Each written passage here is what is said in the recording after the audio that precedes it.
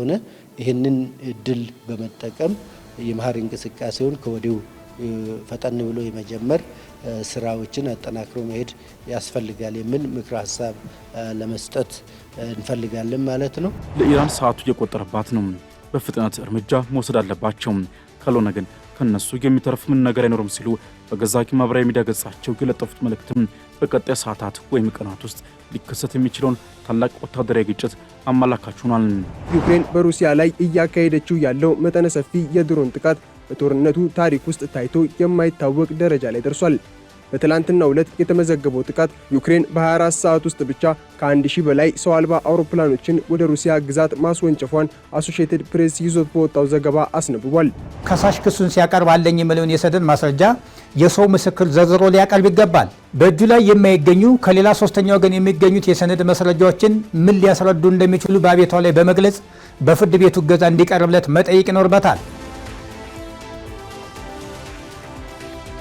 ሰላም ጤና ይስጥልን ውድ የሀገሬ ቴሌቪዥን ተመልካቾች እንደምን አምሽታችኋል።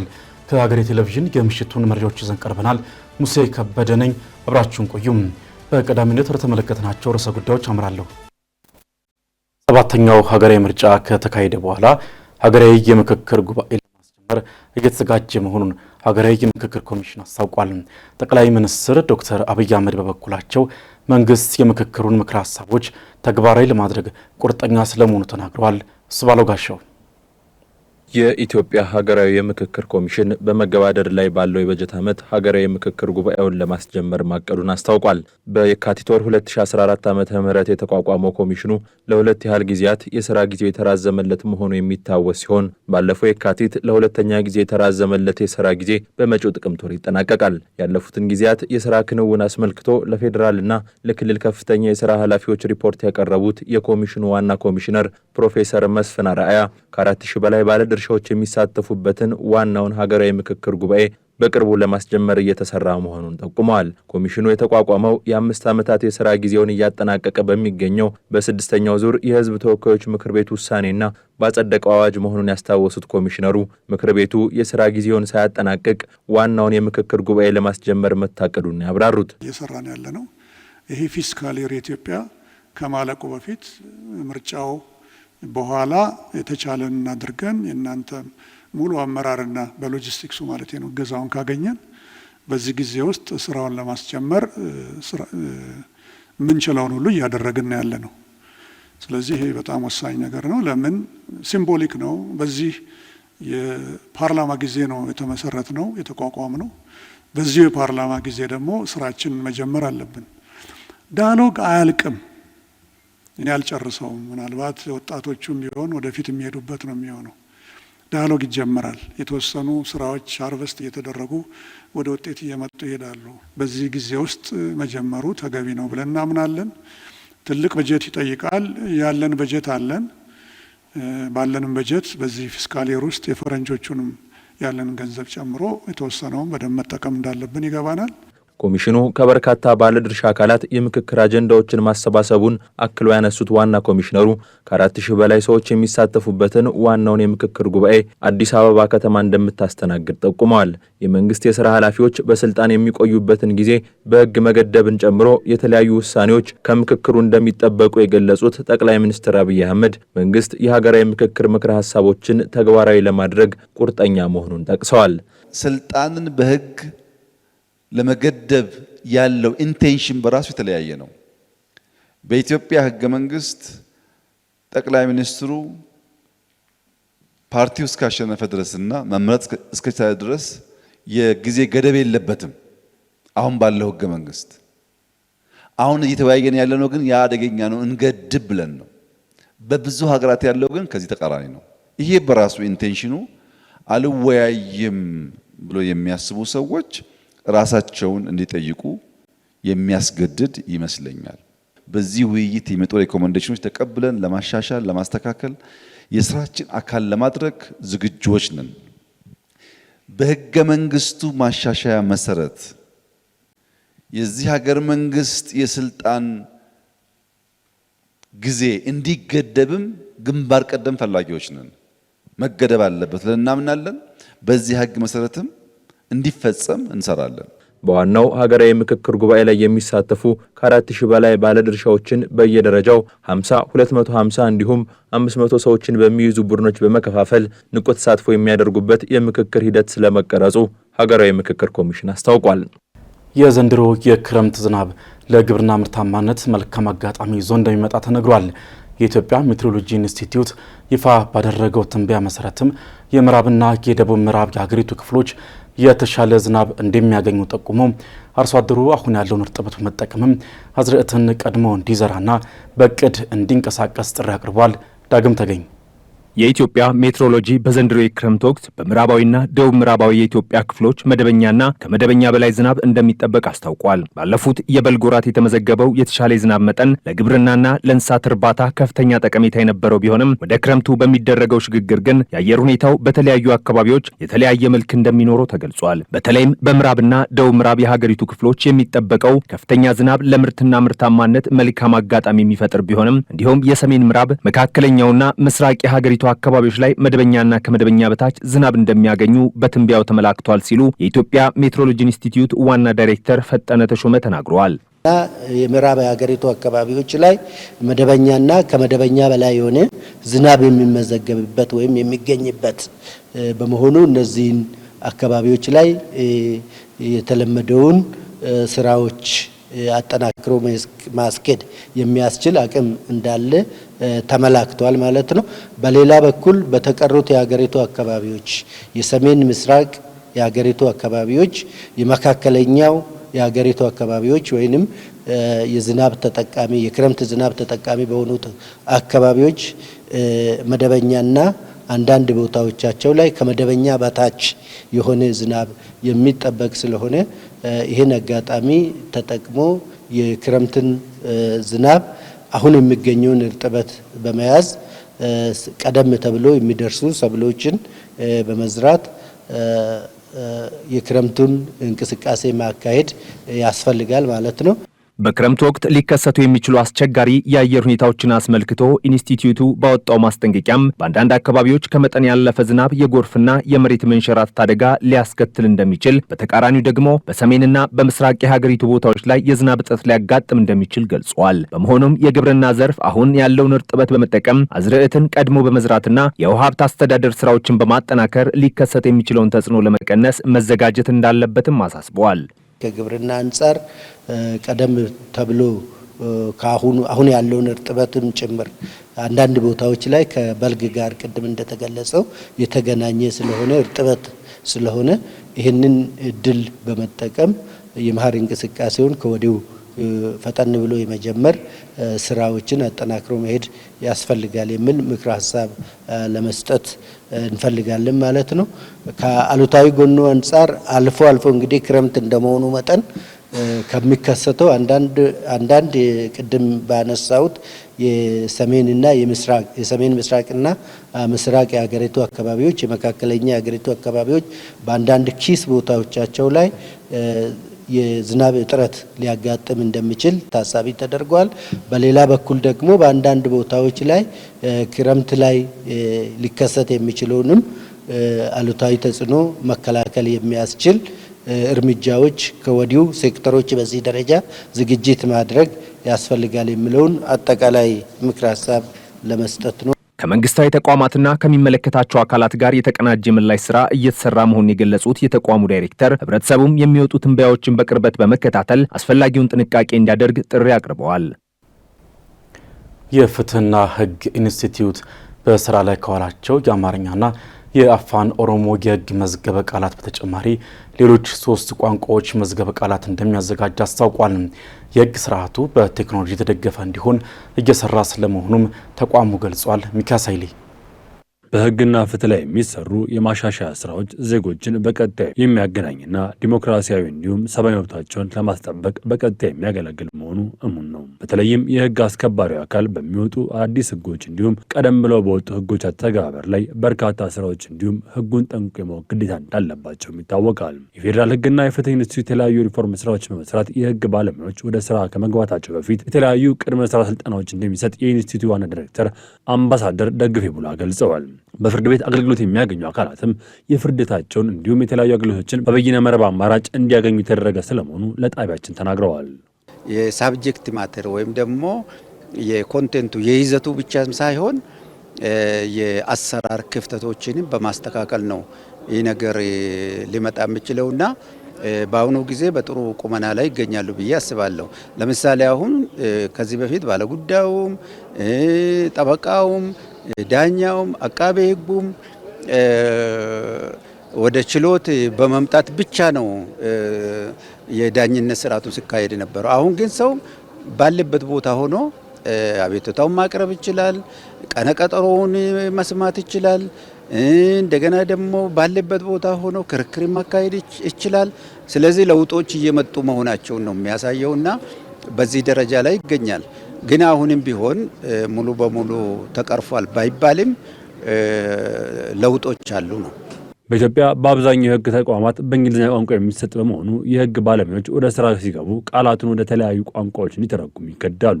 ይህ ወጥነት የሌለው ትርጉም በፍትህ አሰጣጥ ጥራት ላይ የራሱን አሉታዊ ተጽዕኖ ሲፈጥር መቆየቱ ተገልጿል። ኢንስቲትዩቱ ከዚህ ቀደም የአማርኛ ህግ መዝገበ ቃላት ለማዘጋጀት ይህንን ክፍተት ለመሙላት መስራቱን የሚናገሩት ዋና ዳይሬክተሩ አሁን ደግሞ የአፋን ኦሮሞ የህግ መዝገብ ቃላት መዘጋጀቱንም ጠቁመዋል። በቀጣይ በሌሎች 3 ቋንቋዎች ተመሳሳይ መዝገበ ቃላት ለማዘጋጀት እንደሚሰራም አምባሳደር ደግፌ ተናግረዋል።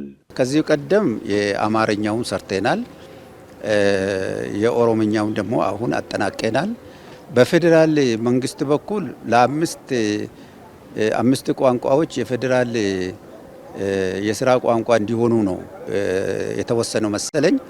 ያን መሰረት በማድረግ በቀሪዎቹ ላይ ማየት ይቻላል። ለምሳሌ የአፋር፣ የሶማሌ እና የትግረኛ ናቸው መሰለኝ የቀሩና እነዚህን ግምት ውስጥ በማስገባት በሚቀጥለው ጊዜ መጥተው የጠየቁም አሉ። እስካሁን ድረስ አቅም በፈቀደ መጠን የምንቀጥል ይሆናል። የህግና ፍትህ ኢንስቲትዩት በፍትህ ተቋማት ላይ ማለትም ፖሊስ፣ አቃቢ ህግ እንዲሁም ፍርድ ቤቶች ላይ አደረኩት ባለው ሪፎርም ስራ ቅሬታዎችን መቀነስ ቢችልም ሙሉ በሙሉ ችግሮችን መቅረፍ አለመቻሉን ገልጾ በቀጣይ የዜጎችን ቅሬታ በእጅጉ ለመቀነስ እንደሚሰራም አስታውቀዋል። የአሜሪካው ፕሬዚዳንት ዶናልድ ትራምፕ ኢራን የኒውክሌር መርሃ ግብሯን እንድታቆምና የሚሳኤል ክምችቷን እንድታስረክብ የሚያስገድዱ ጥያቄዎችን እንድትቀበል ጫና እያደረጉ ይገኛሉ። ለኢራን ሰዓቱ እየቆጠረ ነው ሲሉ ያስጠነቀቁት ዶናልድ ትራምፕም በመጪዎቹ ሰዓታት አሊያም ቀናት ከእስራኤል ጋር በመሆን በኢራን ላይ ድብደባ ሊፈጽሙ ይችላሉ የሚለውን ግምት ሰፊ አድርጎታል። ተጨማሪ አለን። በመካከለኛው ምስራቅ ሰማይ ስር አዲስና አስፈሪ የሆነ የጦርነት ደመና እያጠላ ነው። ዓለምን ወደ ከፍተኛ ስጋት የከተተው የዶናልድ ትራምፕ ትኩስ ማስጠንቀቂያ ደግሞ ጉዳዩን ይበልጥ አሳሳቢ አድርጎታል። ለኢራን ሰዓቱ እየቆጠረባት ነው። በፍጥነት እርምጃ መውሰድ አለባቸው፣ ካልሆነ ግን ከነሱ የሚተርፍ ምን ነገር አይኖርም ሲሉ በገዛ ማህበራዊ ሚዲያ ገጻቸው የለጠፉት መልእክትም በቀጣይ ሰዓታት ወይም ቀናት ውስጥ ሊከሰት የሚችለውን ታላቅ ወታደራዊ ግጭት አመላካች ሆኗል። ትራምፕም ጊዜው ወሳኝ ነው ማለት የሰጡት ማስጠንቀቂያ በዋሽንግተንና በቴህራን መካከል ያለው ዲፕሎማሲ መስኮት ሙሉ በሙሉ የተዘጋ መሆኑን የሚያሳይ ነው። ይህ የዛቻ ንግግር የመጣው በሁለቱ ሀገራት መካከል ያለ ውጥረት እጅግ በከረረበትና ቀደም ሲል ተደርሶ የነበረው የተኩስ አቁም ስምምነት አደጋ ላይ በወደቀበት ወሳኝ ወቅት ላይ ነው። የአዲስ የውጥረት ምዕራፍ የተጀመረው የካቲት 28 ቀን እስራኤልና አሜሪካ በጋራ በመሆን በኢራን ላይ ጥቃት ከፈጸሙ በኋላ ነው። ከዚያን ጊዜ ጀምሮ ፕሬዚዳንት ዶናልድ ትራምፕ በኢራን ላይ የያዙት አቋም እጅግ ጠንካራ ነው ተብሎ ሊተረጎም የሚችል አስፈሪ ይዘት ያለው ነው። ትራምፕም ዛሬ ምሽት አንድ ሙሉ ስልጣን ልጠፋ ትችላለች፣ ዳግመኛ አትመለስም፣ ይህ እንዲሆን አልፈልግም፣ ግን ምናልባት ሊከሰት ይችላል በማለትም ከዚህ ቀደም የጻፉት ጽሑፍ በወቅቱ ዓለምን አስደንግጦ ነበር። አሁን ደግሞ ትራምፕ ከማዕበሉ በፊት ያለው ጸጥታ የሚል ጽሑፍ ያረፈበትና እሳቸው በጦር መርከብ ላይ ሆነው የሚያሳይ የሰው ሰራሽ አስተውሎት ወይም በኤአይ የተሰራ ምስል በማጋራትም አሜሪካ ለትልቅ ወታደራዊ እርምጃ ዝግጁ መሆኗን በይፋ አሳይተዋል። ይህ በእንዲህ እንዳለ ግጭቱን ይበልጥ ወደ አደገኛ ደረጃ ያሸጋገረው ሌላኛው ክስተትም ኢራን በተባበሩት አረብ ኤምሬትስ በሚገኘው የባራካ ኒውክሌር ማብለያ ላይ የፈጸመችው የድሮን ጥቃት ነው። ይህ ጥቃት ኢራን በቀጠናው ያሉ ከአሜሪካ አጋሮችንና የኤነርጂ መሰረተ ልማቶችን ለመውደም ወደ ኋላ እንደማትል ያሳየችበት ክስተት ሆኗል። የባራካ ኒውክሌር ማብለያ ጥቃትም ለዓለም አቀፉ ማህበረሰብ ትልቅ ደወል ሆኗል። ምክንያቱም የኒውክሌር ተቋማት ላይ የሚሰነዘሩ ጥቃቶች የሚያስከትሉት የጨረር አደጋና ቀጠና ውድመቱም እጅግ ከፍተኛ መሆኑ ነው። ኢራን ይህን ጥቃት የፈጸመችው አሜሪካና እስራኤል ሊሰነዝሩት ለሚችሉት ማንኛቸውም ጥቃት አጸፋዊ ምላሽ ለመስጠት ዝግጁ መሆኗን ለማሳየትና እጃችን ረጅም ነው የሚል መልእክትን ለማስተላለፍ ነው። ኢራን ለትራምፕ ማስጠንቀቂያ የሰጠችው ምላሽም ደግሞ እጅግ የተቆጣና የጦርነት ነጋሪት የሚጎስም ነው። የኢራን ጦር ኃይሎች ቃል አቀባይ አቡልፋዝል ሻካርቺ አሜሪካ በኢራን ላይ የፈጸመችውን ለማካካስ የምታደርገው ማናቸውም አይነት እርምጃ ከበድ ያለና ሰባሪ የሆነ ምት እንደሚያስከትልባት አስጠንቅቋል። ኢራን አሜሪካ በድርድር ጠረጴዛ ላይ የምታቀርባቸውን ጥያቄዎችም ከመጠን ያለፈና በጦርነት ያላገኘችውን በድርድር ለመውሰድ የምታደርገው ጥረት ነው ስትል አጣጥለዋለች። በቴህራን በኩል ያለው አቋም አሁንም ግልጽ ነው።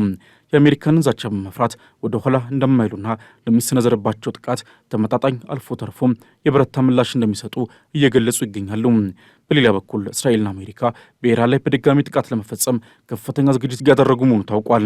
ፕሬዚዳንት ትራምፕም የኢራን የኒውክሌር መርሃ ግብር ሙሉ በሙሉ ለማፈራረስ የሚሳኤል ክምችቷን ለማውደምና ከቀጠና አጋሮቿ ጋር ያላትን ግንኙነት ለመበጠስ ቆርጠው ተነስተዋል።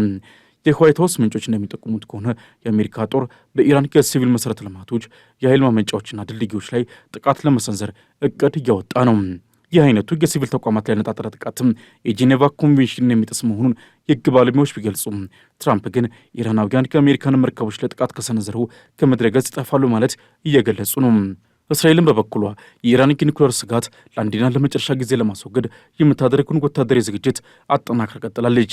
የእስራኤል የአየር ኃይልና የደህንነት ተቋማትም ከፔንታጎን ጋር በቅርብ ቅንጅት እየሰሩ ሲሆን የኢራን የውስጥ ለውስጥ የጦር መሳሪያ ማከማቾችና የስትራቴጂክ ማዕከላትን ኢላማ ያደረገ ሰፊ ጥቃት ሊሰነዘር እንደሚችል ይጠበቃል።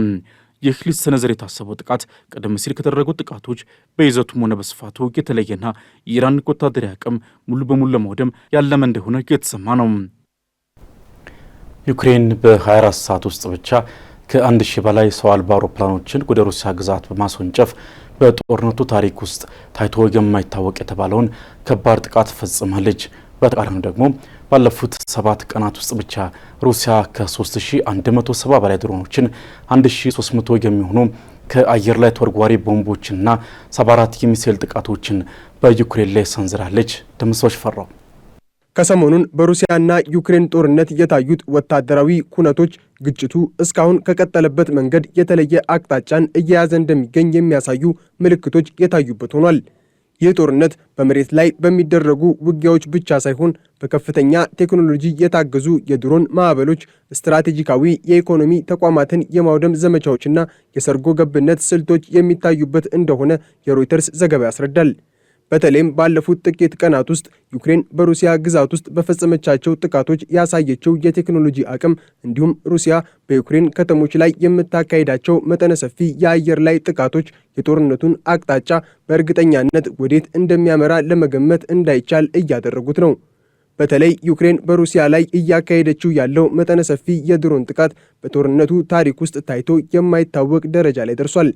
በትላንትናው ዕለት የተመዘገበው ጥቃት ዩክሬን በ24 ሰዓት ውስጥ ብቻ ከ1000 በላይ ሰው አልባ አውሮፕላኖችን ወደ ሩሲያ ግዛት ማስወንጨፏን አሶሺየትድ ፕሬስ ይዞት በወጣው ዘገባ አስነብቧል።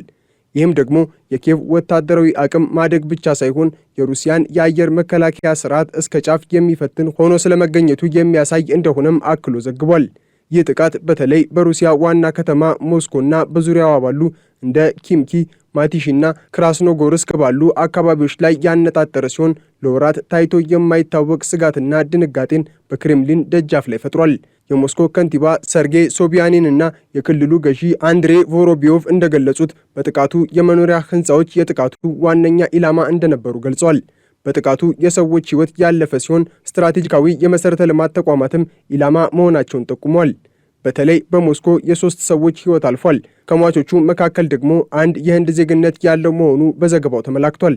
እነዚህ የዩክሬን ወታደራዊ እርምጃዎች ጥቃቶቹን ወደ ሩሲያ የኢኮኖሚ የጀርባ አጥንት ላይ ያተኮረ ስትራቴጂካዊ ለውጥ ማድረጓን እንደሚያሳይ ቢቢሲ በዘገባው አስፍሯል። የዩክሬን የደህንነት አገልግሎት በግልጽ እንደተናገረው የነዳጅ ማጣሪያዎች፣ የነዳጅ ማከማቻ ዲፖዎችና የማስተላለፊያ መስመሮች ዋነኛ የጥቃት ኢላማዎቻቸው ናቸው። ይህ የሆነበት ምክንያትም ሩሲያ ለጦርነቱ የምታውለውን ገቢ ለማድረቅና የጦር መሳሪያዎቿን ለማንቀሳቀስ የምትጠቀምበትን ነዳጅ ለማሳጣት ነው። በሞስኮ አቅራቢያ የሚገኘው የነዳጅ ማጣሪያ ላይ የተሰነዘረው ጥቃትም ምንም እንኳን የሩሲያ ባለስልጣናት ከፍ ያለ ጉዳት አላደረሰም ቢሉም በማጣሪያው ላይ የደረሰው የእሳት አደጋና በሰው ኃይል ላይ ያደረሰው ጉዳት ግን ቀላል የሚባል እንዳልሆነ ዘ ኢንዲፔንደንት ዘግቧል። ፕሬዚዳንት ቮሎዶሚር ዜሌንስኪ ይህንን ጥቃት ፍትሐዊ ምላሽ ሲሉ የገለጹት ሲሆን ሩሲያ በዩክሬን ንጹሐን ዜጎች ላይ ለምታደርሰው ጥፋት አጸፋ መሆኑንም አስታውቀዋል። ዜሌንስኪ በሰጡት መግለጫ ዩክሬን ከድንበር 500 ኪሎ ሜትር በላይ ርቀት ላይ የሚገኙ ኢላማዎችን የመምታት አቅም እንዳላትና ይህም ለሩሲያ ግልጽ ማስጠንቀቂያ መሆኑን ተናግረዋል። የዩክሬን ድሮኖች ሞስኮንም አልፈው እስከ ትልቁ የሸረሜቴቮ አየር ማረፊያ ድረስ መድረሳቸው ሩሲያ ለአየር ክልሏ ጥበቃ የምታደርገው ጥረት የዩክሬንን ድሮኖች መከላከል እየተሳነው እንደሚገኝ ያሳያል ሲል ቢቢሲ ዘግቧል። በተቃራኒው ሩሲያ በዩክሬን ላይ የምትፈጽመው የአየር ላይ ጥቃት በሚያደርሳቸው ጉዳቶች እንዲሁም በብዛቱ በከፍተኛ ሁኔታ ጨምሮ ቀጥሏል። ባለፉት 7 ቀናት ውስጥ ብቻም ሩሲያ ከ3170 በላይ አጥቂ ድሮኖችን፣ 1300 የሚሆኑ ከአየር ላይ ተወርዋሪ ቦምቦችንና 74 የሚሳኤል ጥቃቶችን ሰንዝራለች። በተለይ ባሳለፍነው ሳምንት መጀመሪያ ላይ የተፈጸሙት ጥቃቶች በጦርነቱ ታሪክ ከፍተኛው የተቀናጀ የአየር ጥቃት ሆኖ መመዝገቡን ቲአርቲ ኒውስ ዘግቧል። በዚህ ሳምንት ብቻም በዩክሬን በኩል የ52 ሰዎች ሕይወት ሲቀጠፍ ከ340 በላይ ሰዎች ቆስለዋል። ሩሲያ አሁን ላይ የምትከተለው ስልት በአየር ላይ ጥቃቶች የማዳከም ስልት ሲሆን ይህም የዩክሬንን የአየር መከላከያ ሚሳኤሎች እንዲጨርሱ በማድረግና በሕዝቡ ላይ የማያቋርጥ የስነ ልቦና ጫናን በመፍጠር እጅ እንዲሰጡ ለማድረግ የታለመ ስለመሆኑ ሮይተርስ አስነብቧል። ሩሲያ የምትጠቀማቸው አብዛኛዎቹ ሚሳኤሎች ባለስቲክ በመሆናቸው በዩክሬን የመከላከያ ስርዓቶች ለመምታት እጅግ አስቸጋሪ አድርጎታል። በኬቭ የሚገኝ አንድ የመኖሪያ ህንፃ በቅርቡ በተመረተው የክሩዝ ሚሳኤል ተመቶ የ24 ሰዎች ህይወት በአንዴ ማለፉ የሩሲያን የጦር መሳሪያ የማምረት አቅም አሁንም እንዳልተዳከመ የሚያሳይ ምልክት ተደርጎ ተወስዷል።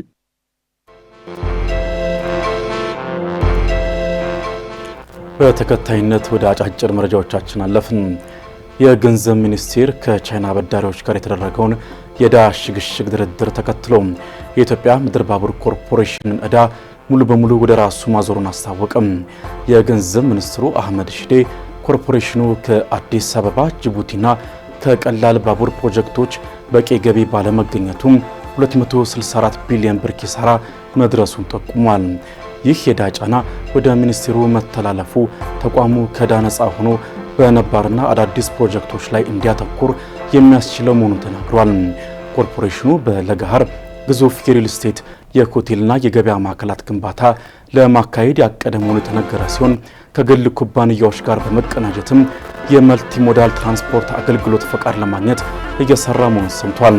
ሚኒስቴሩ በቀጣዩ የበጀት ዓመት ለዕዳ ክፍያ 462.4 ቢሊዮን ብር መመደቡንም አስታውቋል። በአፍሪካ ቀንድ ሰላምና ደህንነት ላይ ያተኮረ ቀጠናዊ ፎረም በሶማሌ ክልል ጅጅጋ ከተማ መካሄድ ጀመረ። በአፍሪካ ቀንድ ዘላቂ ሰላምን ለማረጋገጥ ቀጠናዊ ትስስርን ማጠናከር በሚል መሪ ሀሳብ እየተካሄደ የሚገኘው መድረኩ ድንበር ተሻጋሪ የንግድና የኢኮኖሚ ትስስርን ማጠናከርና የቀጠናውን የሰላምና ደህንነት ፈተናዎች በዘላቂነት ለመፍታት ጉልህ አስተዋጽኦ እንዳለው ተገልጿል። ኢትዮጵያ የአፍሪካ አህጉራዊ ነፃ የንግድ ቀጠናን ጨምሮ ቀጠናዊ ውህደትን ለማፋጠን በቁርጠኝነት እየሰራች ስለመሆኗ የውጭ ጉዳይ ሚኒስቴር ገልጿል።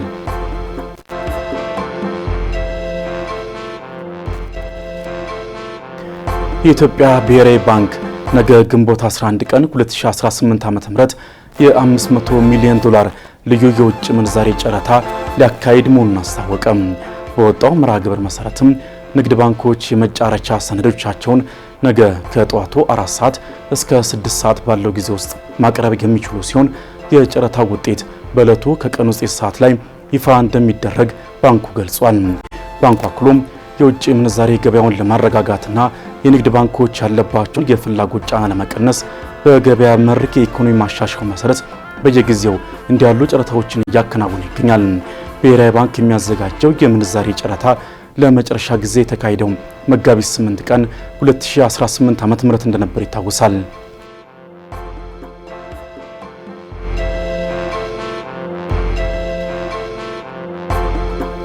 ከውጭ የኡጋንዳው ፕሬዝዳንት ዩቬሪ ሙሴቬኒ የውጭ ሀገራትን ተጽዕኖ ለመገደብ ያለመን የተባለለትን አነጋጋሪ ሕግ አጸደቁም። የሉዓላዊነት ጥበቃ የተሰኘው የሕግም የኡጋንዳን ጥቅም የሚጻረር የውጭ ሀገር ፍላጎትን ማራመድ በወንጀል ያስቀጣል የሚል ድንጋጌን ይዟል። በሕጉ መሰረትም ጥፋተኛ ሆነው የተገኙ ሰዎች እስከ 10 ዓመት እስራትና ከፍተኛ የገንዘብ መቀጮ ይጠብቃቸዋል። ቀደም ሲል የነበረው ረቂቅም በኢኮኖሚና በልማት እንቅስቃሴዎች ላይ እንቅፋት ይፈጥራል በሚል ተቃውሞ ገጥሞት የነበረ ቢሆንም ከውጭ የሚላክ ገንዘብን የሚመለከቱ ክፍሎች ተሻሽለው እንዲጸድቁ ተደርጓል። አዲሱ ሕግ በፖለቲካ ዓላማ ከውጭ የሚላክን ገንዘብ ብቻ የሚመለከት ቢሆንም የሰብአዊ መብት ተሟጋቾች ግን ሕጉ ተቃውሞን ለማፈን ሊያገለግላል ይችላል በሚል ስጋታቸውን እየገለጹ ነው ሲል ሮይተርስ በዘገባው አስፍሯል።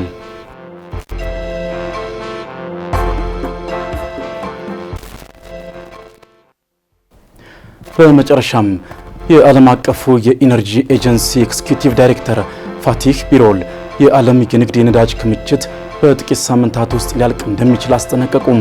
በኢራን ጦርነትና በሆርሙዝ የባህር ወሽመጥ መዘጋት ምክንያትም የነዳጅ አቅርቦት ክፉኛ ተጎድቷል። ቢሮል በፓሪስ በሰጡት መግለጫ ምንም እንኳን ስትራቴጂካዊ ክምችቶች ወደ ገበያ ቢለቀቁም ፍላጎቱን ማሟላት አልተቻለም ብሏል። በተለይም የእርሻና የጉዞ ወቅቶች መቃረባቸው የነዳጅ ፍላጎቱን ይበልጥ እንደሚጨምረው ጠቁሟል። ባለፉት 2 ወራት ውስጥም የነዳጅ ክምችት በ246 ሚሊዮን በርሜል የቀነሰ ሲሆን በጦርነቱ ሳቢያም በ2026 ያለው የነዳጅ አቅርቦት በቀን በ3.9 ሚሊዮን በርሜል እንደሚቀንስ ኤጀንሲው አመልክቷል።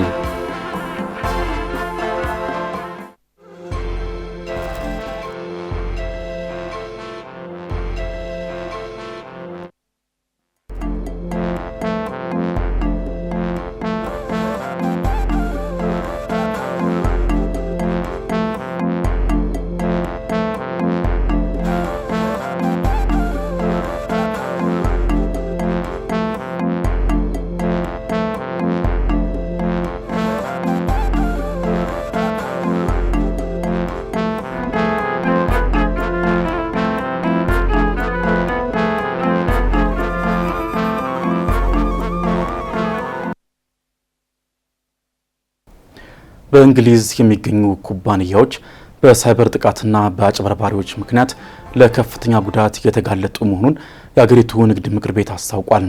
ይህም የሀገሪቱ የኢኮኖሚ እድገት ላይ ከባድ እንቅፋት እየፈጠረ ነው ሲል ምክር ቤቱ ገልጿል። ምረት ደግፍ በቢዝነስ ጥንቅሯ ዳሰዋለች።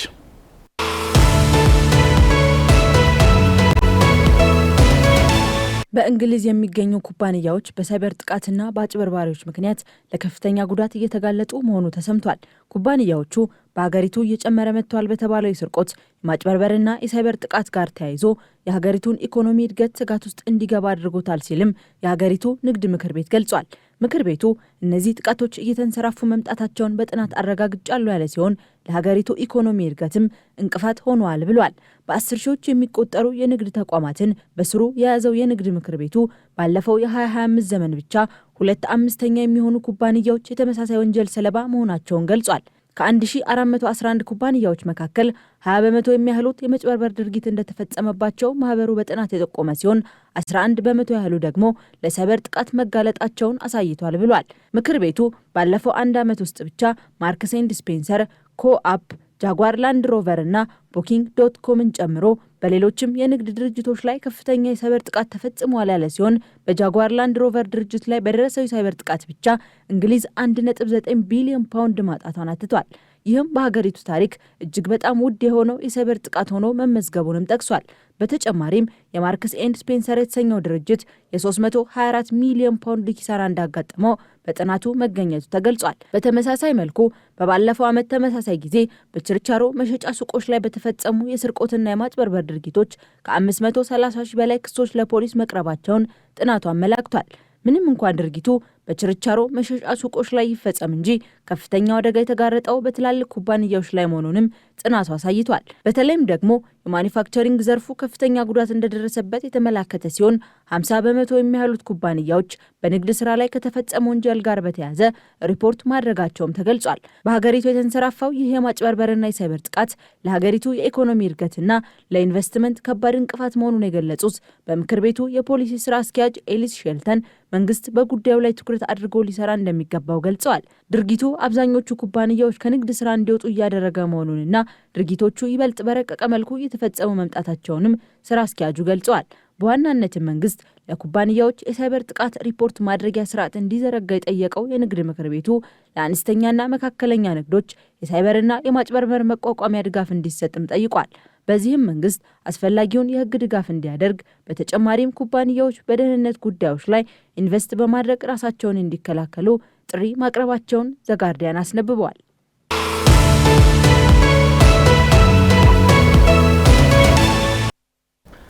በክርክር ወቅት የሰነድ ማቅረቢያ ጊዜ ገደብ ካልተበጀለት የክርክሩን ማቆሚያና እልባት የሚያገኝበትን ጊዜ ያጓትታል። ተከሳሽም በእጁ የሚገኙ አሊያም በሶስተኛ ወገን የሚገኙ ማስረጃዎችን በፍርድ ቤቱ እገዛ ማቅረብ ይኖርበታል። በክርክር ጊዜ የሰነድ ማስረጃ እንዴት ይቀርባል? የዛሬው ከጠበቃ ጋር ጥንቅራችን ትኩረት ነው። ወደ ዛው እንለፍ። ጤና ይስጥልን። ጠበቃ እንዳርጌ ካሴ ነኝ። በክርክር ወቅት የሰነድ ማስረጃ መቼ ሊቀርብ እንደሚችል ገነ ከመረጃ ላካፍላችሁ። ተከራካሪ ወገኖች በፈለጉ ጊዜ ትንፋሽ እየሰበሰቡና እረፍት እየወሰዱ የሚያቀርቡት የሰነድ ማስረጃ ሊኖር አይገባም። የሰነድ ማስረጃ መቅረቢያ ጊዜ ገደብ ካልተበጀለት በዚያው ልክ የክርክር ማቆሚያ ሊኖረው አይችልም። በመሆኑም ከሳሽ ክሱን ሲያቀርብ አለኝ የሚለውን የሰነድ ማስረጃ የሰው ምስክር ዘርዝሮ ሊያቀርብ ይገባል። በእጁ ላይ የማይገኙ ከሌላ ሶስተኛ ወገን የሚገኙት የሰነድ ማስረጃዎችን ምን ሊያስረዱ እንደሚችሉ በአቤቷ ላይ በመግለጽ በፍርድ ቤቱ እገዛ እንዲቀርብለት መጠየቅ ይኖርበታል። ተከሳሽም መከላከያ መልሱን ሲያቀርብ ሊከላከልለት የሚችለውን የሰነድ ማስረጃና የሰው ምስክር ዘርዝሮ ማቅረብና በእጁ የማይገኙ ወይም በራሱ አቅም ማቅረብ የማይችላቸውን የሰነድ ማስረጃ በፍርድ ቤቱ በኩል እንዲቀርብለት ማመልከት ይኖርበታል። ተከራካሪ ወገኖች ራሳቸው ወይም ወኪሎቻቸው በእጃቸው የሚገኘውን ወይም ለማቅረብ የሚችሉትን ወይም ለክርክራችን ይጠቅመናል ብለው የሚያምኑበትን ወይም ፍርድ ቤቱ እንዲቀርብ የጠየቀውንና አስቀድመው ፍርድ ቤት ያላቀረቡትን የጽሁፍ ማስረጃ ሁሉ ክስ ለመስማት ቀጠሮ በተያዘበት ዕለት የሚቀርቡ የሰነድ ማስረጃዎች ቀደም ብሎ ክስ ወይም መከላከያ መልስ ሲቀርብ ተያይዘው ቀርበው ከነበሩት የሰነድ ማስረጃዎች በተጨማሪ ሌሎች የሰነድ ማስረጃዎች የሚቀርቡበት ስርዓት ነው። ተከራካሪ ወገን ቀደም ብሎ ክሱን ሲያቀርብ ወይም መከላከያ መልስ ሲሰጥ አያይዞ ማቅረብ የነበረበትን የሰነድ ማስረጃ ክስ ለመስማት በተያዘው ቀነ ቀጠሮ ያቀርባል ሲባል ቀደም ብሎ ክሱን ሲያቀርብ ወይም መከላከያ መልሱን ሲያዘጋጅ በእጁ ያልገባ ግን መኖሩ የተረጋገጠ የሰነድ ማስረጃ ሊሆን ይችላል። እንዲሁም በወቅቱ ክሱን ሲያቀርብ ለማያያዝ ጊዜ ሳይበቃው ክስ ለመስማት በተያዘው ቀጠሮ አቀርባለሁ ያለውን የሰነድ ማስረጃ ብቻ ሳይሆን የከሳሽ ክስ በተከፈተበት ዕለትና ክስ ለመስማት በተሰጠው ቀጠሮ ባሉት ቀናት መካከል ተከራካሪ ወገን ያገኘውን ጠቃሚ ማስረጃ ክስ ለመስማት በተያዘው ቀጠሮ የመዝገቡ አካል እንዲሆንለት ማድረግ ይችላል። ተከራካሪ ወገኖች ክስ ለመስማት በተያዘው ቀነ ቀጠሮ የሰነድ ማስረጃ ለማቅረብ ያልቻሉበትን በቂ ምክንያት በመሐላ ቃል በመግለጽ የክርክራቸው አካል እንዲሆን ማድረግ ይችላሉ። በአጠቃላይ ተከራካሪ ወገኖች ማስረጃ የሚያቀርቡበት ጊዜ ውስን ሲሆን ከሳሽ ክሱን ሲያቀርብ በማስረጃነት ዘርዝሮ በማቅረብ ተከሳሽ መከላከያ መልሱን ሲያዘጋጅ ከመከላከያ መልሱ ጋር ዘርዝሮ በማቅረብ ክስ ለመስማት ቀጠሮ በተያዘበት ዕለትና ክስ ለመስማት ያላቀረባቸውን የሰነድ ማስረጃዎች በቀዳሚው ቀነ ቀጠሮ ማቅረብ ያልቻለበትን በቂ ምክንያት በመግለጽ ከውሳኔ በፊት ሊቀርብ እንደሚገባ መገንዘብ ከወዲሁ ለክርክር ዝግጅት ጠቃሚ መሆኑን መረዳት ያስፈልጋል። አመሰግናለሁ።